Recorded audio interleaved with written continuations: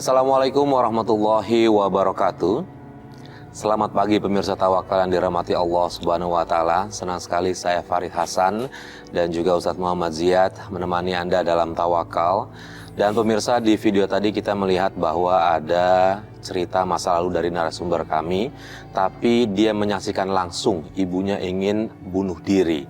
Nah, sebelum kita mulai bertanya dulu kejadiannya seperti apa nih Pak Ustadz. Iya. Kejadian yang ada di rumah tangga, permasalahan rumah tangga, tidak bisa dipungkiri banyak terjadi, dan di situ banyak anak yang melihat pertengkaran antara kedua orang tuanya nih Pak Ustadz. Dan itu menyebabkan trauma bagi anak itu sendiri. Nah, sebaiknya seperti apa nih Pak Ustadz ketika kita berantem dengan pasangan kita nih Pak Ustadz? Bismillahirrahmanirrahim. Tadi gambar kita lihat tadi tayangan tadi, adegan raka tadi yang menggambarkan bagaimana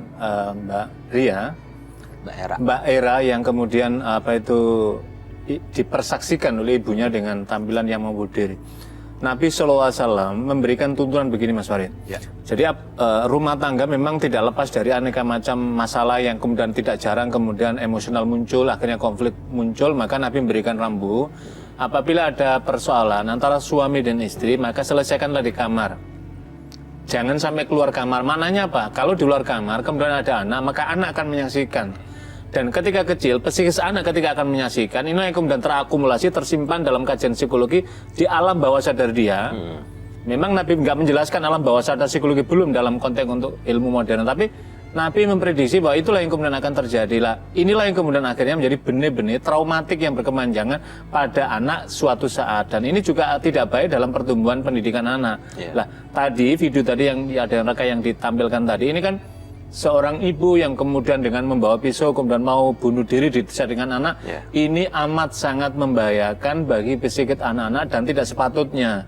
Karena itulah Nabi menjelaskan pentingnya orang tua itu sebisa mungkin, sekuat mungkin mengendalikan diri emosinya di hadapan anak-anaknya supaya anaknya tidak menyaksikan sehingga ia mengikutinya. Iya. Nah, Mbak Hera, itu kejadiannya umur Mbak Hera berapa dan apa penyebabnya sampai ibu mau seperti itu? Kejadiannya sih mungkin saya nggak tahu pasti ya, cuma saya sudah mulai mengerti itu dari SD kelas satuan itu kan udah mulai paham. Jadi udah lama banget. Karena sebenarnya sih permasalahannya ibu saya itu istri kedua. Istri kedua. Iya. Dan permasalahannya sih karena cemburu ya, jadi perselisihan paham. Jadi bapak itu kan untuk bergilir itu biasanya itu 2 hari, jadi seminggu itu 2 hari di rumah. 2 hari sekali gitu, 2 hari di rumah yang pertama, terus 2 hari kemudian 2 hari lagi ke rumah saya gitu, rumah ibu. Jadi setiap minggu begitu. Jadi biasanya itu ya mereka sering ribut, saya nggak tahu ya. Padahal kalau dilihat untuk pengaturan waktu sih sebenarnya bapak udah bersikap adil. Cuma ibu orangnya terlalu emosional, mungkin rasa cemburu ya. Jadi kalau habis pulang dari sana mungkin ya rasa cemburu lah yang bikin dia seperti itu dan sering banget marah-marah. Oke, seberapa jauh sih emosi ibunya Mbak Era sendiri sampai lepas terkendali gitu? Ada nggak kejadian lain selain dia yang tadi megang pisau gitu? Sering sih Mas, dan kita juga anak-anaknya juga ngalamin. Ibu itu yang orangnya tuh dia keras. Dia itu bukan tipe ibu yang lembut. Jadi dia setiap hari di rumah juga dia dengan tipe yang marah-marah, yang nggak pernah tenang gitu. Jadi kadang-kadang kalau misalnya emosional dia lagi memuncak, kita nggak tahu ya. Apalagi saya anak terbesar, saya anak pertama. Jadi saya yang mengalami banget kemarahan ibu tuh adanya di saya. Jadi nggak tahu kenapa dia sering marah-marah, terus sering pukul gitu. Ya Allah, dilampiaskan ke Mbak Era. Iya, sampai pernah ya yang ya pokoknya benda-benda semua udah ada gitu. Sampai pernah dia megang, saya suruh ke warung beli es batu gitu kan yang besar.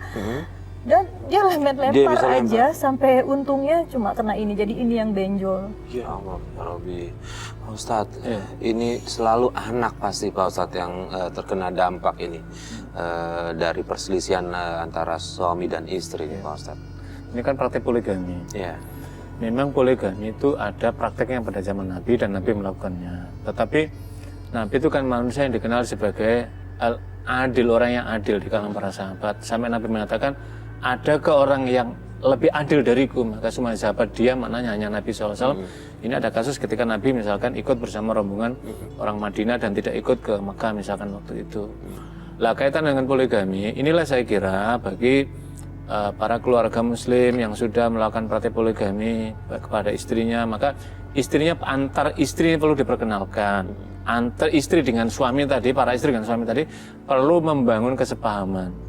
Kalau misalkan pada praktek para aulia Allah, para salafus soleh misalkan, ya tadi seperti yang ibunya Mbak Era tadi itu kan 2 hari di sana, itulah salah satu bagian dari komitmen. Tetapi tidak bisa dinafikan adanya muncul kecemburuan. Tadi kan diawali dari kecemburuan. Ya. Jadi wanita itu kan, mohon maaf, wanita itu kan adanya keinginan kan maunya kan memiliki seutuhnya gitu. Itu nggak bisa dipungkiri fakta ini kadang-kadang seperti itu. Padahal faktanya tadi sebelumnya kan yang pertama sudah ada, yang kedua akhirnya kemudian menimbulkan konflik lah. Biasanya konflik yang terjadi dalam rumah tangga selalu yang menjadi korban utamanya itu adalah anak-anaknya. Anak-anaknya yang seharusnya tidak menerima perlakuan kasar semacam itu, anak-anak yang seharusnya masih polos, suci, bersih, tapi kemudian akhirnya menjadi orang yang paling berat menghadapi korban. Dan tadi Mbak Ria tadi sudah menjadi orang yang luar biasa tadi sampai benjol tadi ini kan tidak patut ini, tidak patut. Bahkan pada zaman Nabi SAW, nah itu ada salah seorang sahabat yang melaporkan, pada zaman Umar ada salah seorang sahabat yang melaporkan kepada Umar Amirul Mukminin. Karena apa? Karena dia menyampaikan anaknya nakalnya luar biasa. Dilaporkan, wahai Khalifah, saya punya anak nakalnya luar biasa, minta ampun deh kira-kira kalau dalam bahasa kita. Maka kemudian Sayyidina Umar tidak serta-merta kemudian mengamini, menyetujui apa yang dilakukan oleh yang tadi, maka kemudian dipanggillah anaknya tadi. Wahai fulan, benar kamu seperti yang dilaporkan bapakmu begini bla bla. Maka kemudian anak itu menyatakan, ya Rasulullah, kami melakukan itu. Kenapa kami melakukan itu? Karena bapakku kami tidak mendapatkan pendidikan dari ibuku. Maka apa mananya? Kemudian Umar menyatakan, wahai bapak, kenapa anakmu nakal? Karena engkau tidak mencarikan ibu yang baik untuk anaknya. Apa maknanya proses ini? Maknanya adalah ketika orang mau menikah, maka sesungguhnya bukan sekedar mencari pasangan hidup untuk diri seorang suami, tapi ia sedang mempersiapkan calon ibu bagi anak-anaknya. Maknanya Pak, edukatif ini, nilai edukatifnya penting dibekali bagi seorang istri, supaya Pak anaknya tumbuh menjadi yang lebih baik, sehingga tidak terjadi apa yang dihadapi oleh Mbak Ria tadi. Iya, Mbak Hera, keseharian setiap hari itu maksud saya, ibu marah melampiaskan itu ke Mbak Hera? Jadi ibu sering marah, sering mukul itu mungkin karena saya juga, karena nggak nyaman di rumah. Nggak nyaman di rumah? Iya, jadi saya suka main, saya lebih suka di luar, jadi jarang di rumah, jarang. Mbak Hera nggak cerita sama ayah diperlakukan seperti itu oleh ibu? Soalnya bapak juga, jadi mereka itu membangun anak-anaknya itu yang keras.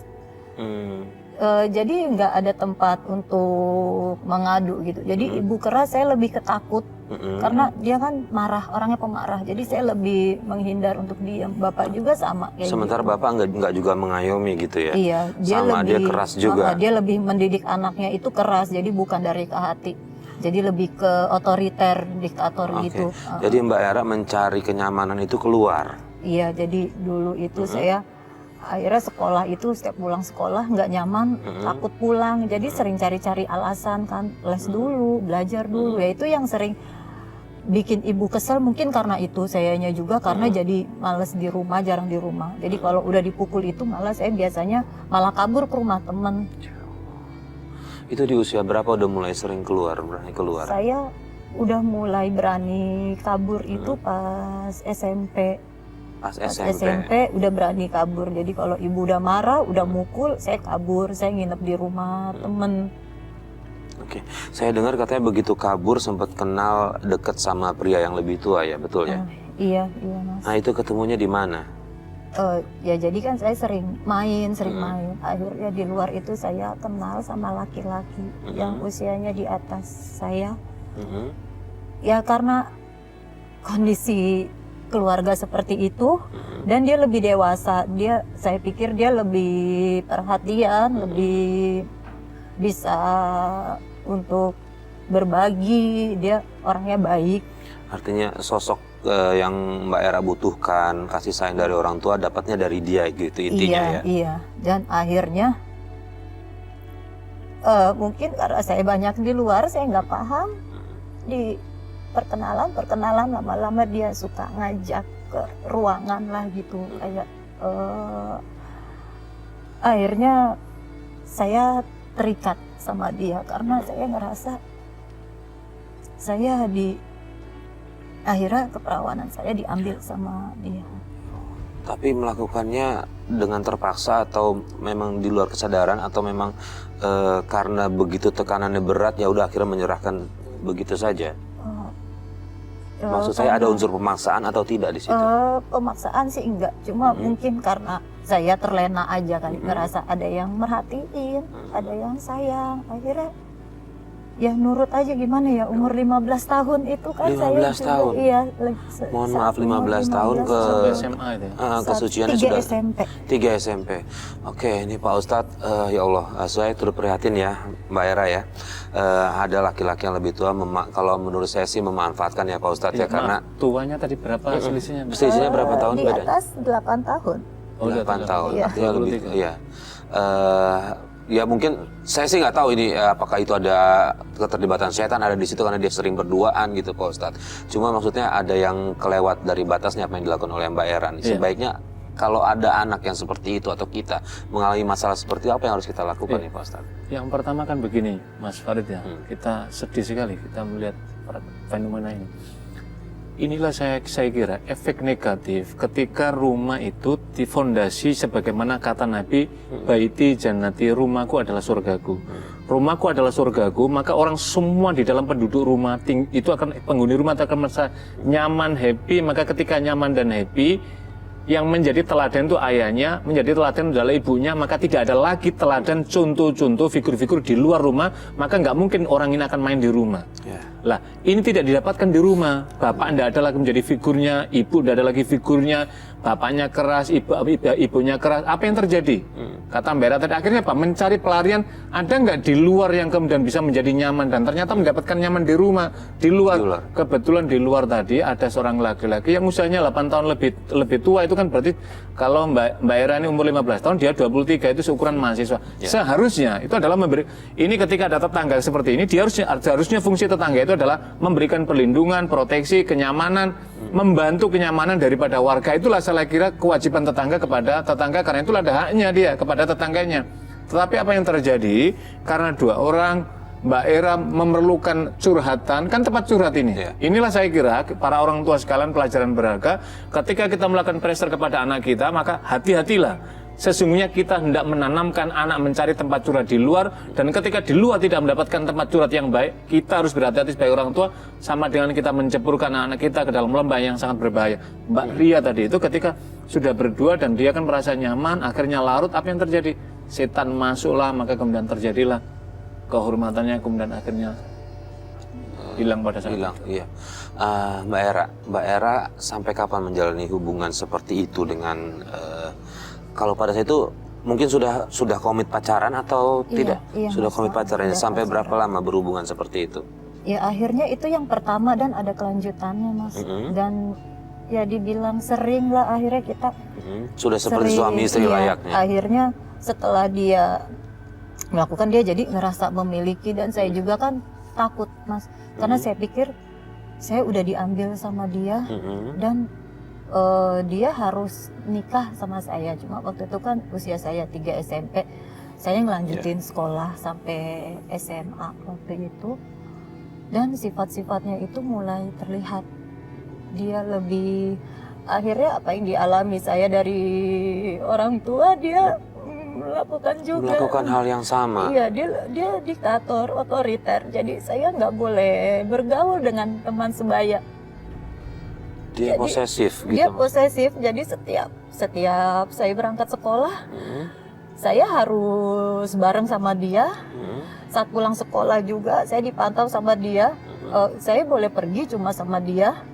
saya nggak boleh main sama teman sebaya, dan akhirnya terjadi pemukulan juga. Dia Jadi sering memukul. iya, akhirnya saya sering dipukul, malah lebih parah.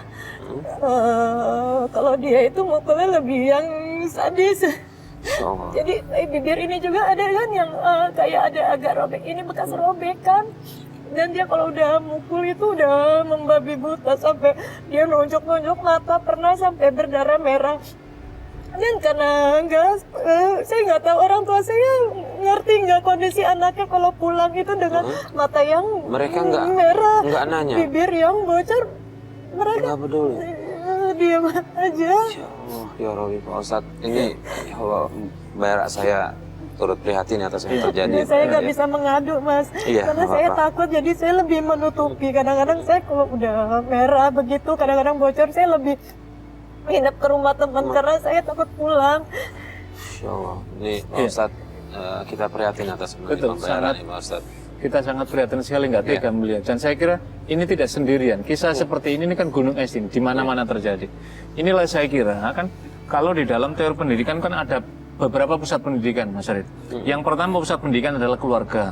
Yang kedua adalah sekolah. Yang ketiga adalah masyarakat. Ini di keluarga tidak mendapatkan. Hanya tinggal di sekolah, masyarakat dalam arti adalah lingkungan tadi dia mendapatkan. Maka ketika 3 pusat pendidikan nggak dapat, apa yang terjadi? Anak tidak ada ruang bagaimana yang seharusnya tumbuh berkembang, apalagi kalau dalam naungan kehidupan agama ini sudah tidak sama sekali.